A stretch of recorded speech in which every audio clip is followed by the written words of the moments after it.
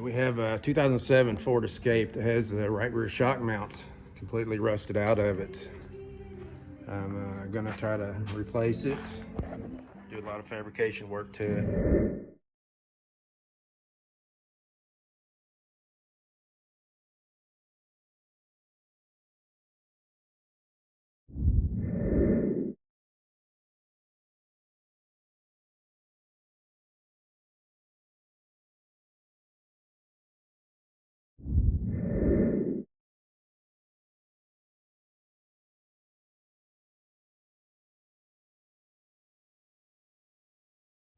Okay, I got the shock mount taken out of it. You can see it was in here like this before.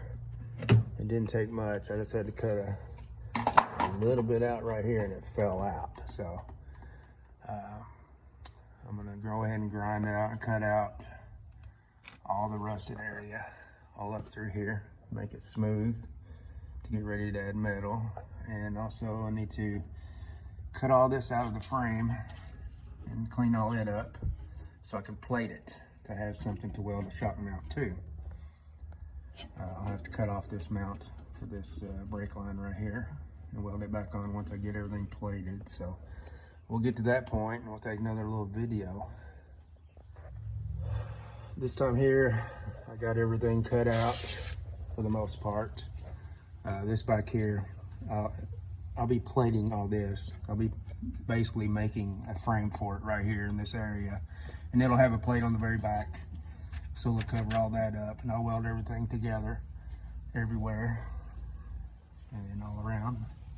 So I got everything cleaned up so I could do some spot welding whenever I get to the sheet metal part of it. But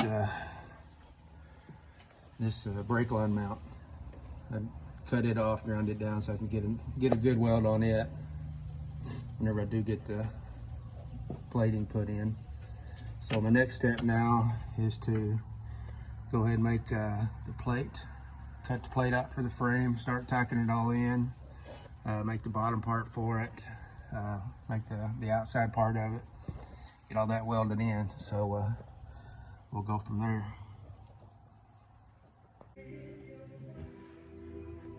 Got the frame all plated finally. There's actually 4 plates in there connected all together. I put the top one, the bottom one, and the back end first, and I welded them on the back side all the way down. And then I added the outer plate and welded the brake mount, the brake line mount back on. So next up, it's going to be mounting the shock. What I have here is this is a mount that the guy I'm doing the job for, this is a mount that he bought. He was going to put it on, but it mounts to the frame, and of course his frame was gone, so he couldn't do it. So what I'm going to do, I'm going to go ahead and use it, but I'm going to put it in the factory mount area. There we go. It'll go something like that, and I'll bolt it on, may even weld it on too. But what I might do is I'm gonna cut this factory part out right here. Cut that out so I'll have a place to weld my sheet metal to. I'll start fabricating that. But I think I'm gonna put that in there because it lines up with the hole. And once I get that cut out, I'll put it up in there like that and bolt it to the frame. And then, like I said, I'll have the sides of that all cleaned up and give me a place to weld some sheet metal to when I start rebuilding all of this. So hopefully it'll work out good. Got a lot done today on it. And once I get the shock mount on, I'll show you that and see what I did. We're to the point now where we finally got the shock mount bolted on. It's bolted on with 3/8 bolts, grade 8 bolts. The hard ones. So what I did, I drilled the holes through the frame that I made there and bolted the shock mount to it. First what I did, I mocked it up where it was going to go to make sure it had the right clearance and the right angle. Then I marked it on each side. I set that up there, marked my holes, and then drilled them and bolted it on. So, and for good measure, since I'm quite sure this isn't going to come apart anymore, I went ahead and put some welds on it, just for a little bit extra and a little bit on the back side, just for a little extra hold. What I'm going to do now is I'm going to use the stock piece that I cut out, and I'm going to bolt that in there with the shock. And then I'll start building all the sheet metal, for it. But I cut this piece out and cleaned it all up just so I would have a place to weld the sheet metal to. So we'll get it to that point, and we'll let you know. We're to the point now where I got all the sheet metal put in after I put the shock mount on. Got that part done. Fabricated some sheet metal and got it all welded in there to rebuild the wheel well. That's all done. I'll have to seam seal it all and then go back and undercoat it all. But I need seam seal all the edges. Get some seam sealer for a caulking gun at a auto parts paint store. So anyway, we got the steel fabricated in it. That's 22 gauge sheet metal is what that is. It's like 28 thousandths thick. And here's what it looks like on the inside. All done up and formed. I ground all the sheet metal so everything would adhere to it real good. And the key to doing this stuff here is making paper patterns first. Like piece for like right there. You know, paper patterns is the way to go. I've got a sheet metal brake, so I put a brake in it so I could run this other piece down right here. There's a paper pattern for that one, and a paper pattern for this one.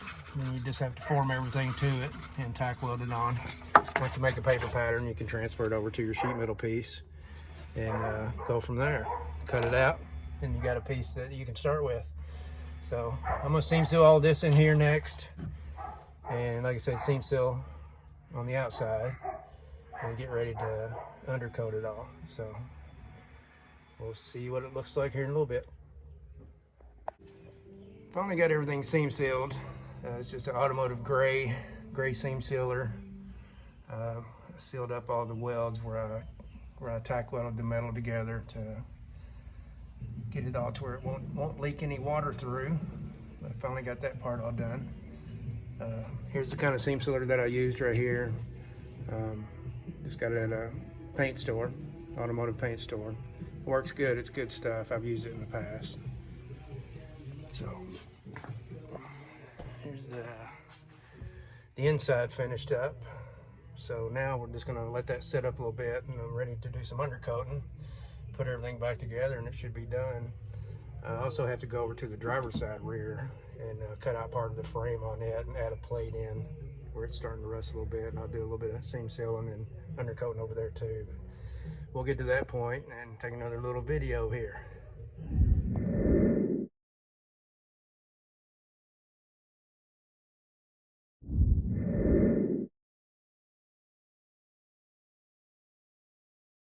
Okay, finally got all the undercoating done. It's pretty cut and dry. I used the aerosol undercoat to put on there. So right now we're just going to let that dry up, and we'll put the shock on it and put everything back together.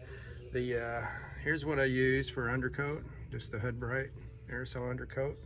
It was $12 at the automotive paint store. So that's about it.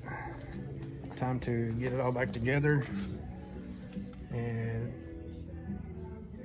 send it on its way after I get the driver's side rear done. That's it.